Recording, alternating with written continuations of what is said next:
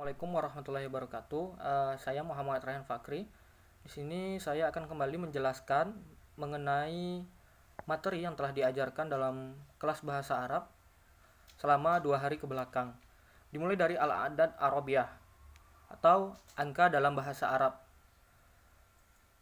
Di sini saya akan melafazkan mulai dari angka 1 sampai angka 10. Yang pertama yaitu wahid, isnaini, salasa, arba'ah, khamsah, sittah, sab'ah, samaniyah, tis'ah, asyarah. Lalu dilanjutkan dengan ucapan selamat dan sapaan. Dimulai dari sobahul khair, yang berarti selamat pagi, maka dijawab dengan sobahun nur. Lalu ada naharukal sa'id, selamat siang, dijawab dengan naharukal sa'id. Lalu untuk selamat malam, masaul khair, dijawab dengan masaun nur. Lalu ada ucapan untuk memberikan sapaan, yaitu kaifa halukum, atau bagaimana kabarmu, lalu dijawab dengan alhamdulillah bi khair. Selanjutnya yaitu ada 3 unsur kalimat yang kami pelajari dalam kelas selama 2 hari ke belakang, yaitu dalam 3 unsur kalimat tersebut, ketiganya yaitu yang pertama isim atau sebutan kata benda atau kata nama-nama pada kalimat. Lalu ada fiil, ada kata kerja, lalu ada harfun, kata sambung.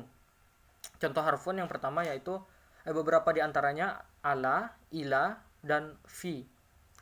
Contoh kalimat yang menggunakan 3 unsur tersebut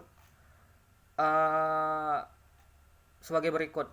Zahaba Ali ilal madrasah. Ali pergi ke sekolah.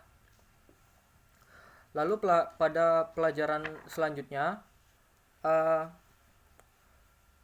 ada beberapa pembagian kata. Yang pertama yaitu muzakkar dan muannas. Muzakkar berarti laki-laki, sedangkan muannas perempuan, dengan ditandai dengan ta marbutah dan ta'un ta'nis.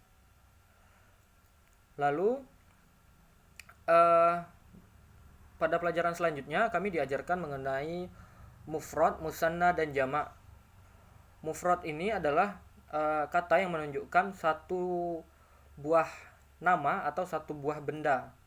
Sedangkan musanna merupakan kata yang menunjukkan 2 buah benda atau 2 buah nama yang ditandai dengan alif dan nun.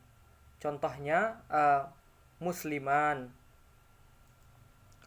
Lalu kata selanjutnya yaitu jamak, merupakan kata yang menunjukkan 2 atau lebih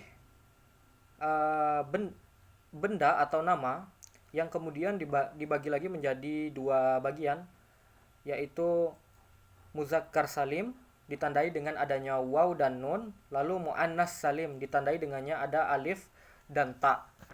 Pada pertemuan selanjutnya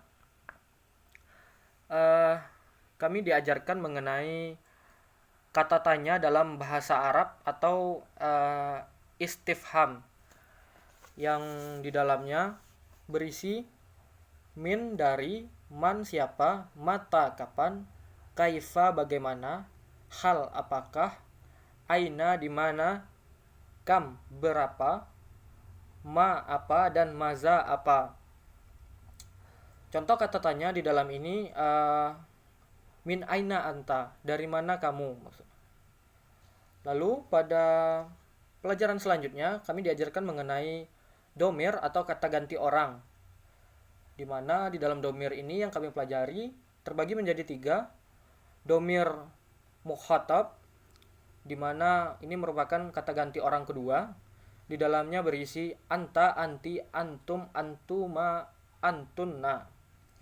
Lalu selanjutnya ada domir goib, di mana ini merupakan kata ganti orang ketiga yang merupakan orang tersebut sedang tidak berada di dalam pembicaraan.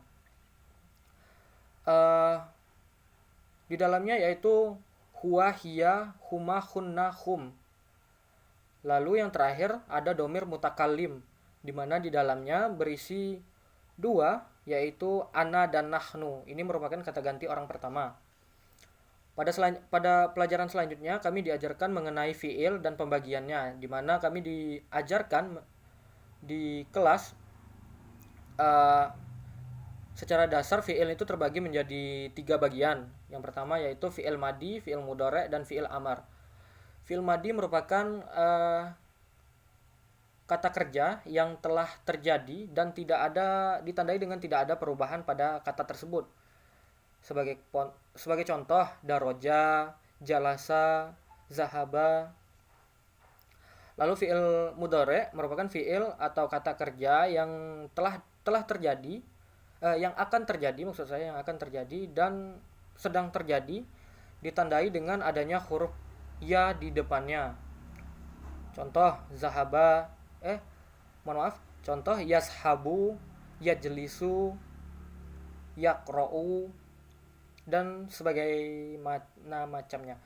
Lalu yang terakhir ada fi'il amar, merupakan kata perintah di dalamnya, ditandai dengan huruf ta. Sebagaimana contoh, jalasa, duduk. Maka apabila kita memerintahkan seseorang untuk duduk, maka kita harus menambahkan kata ta di awalnya. Tajlisu, maka itu adalah sebuah kata perintah.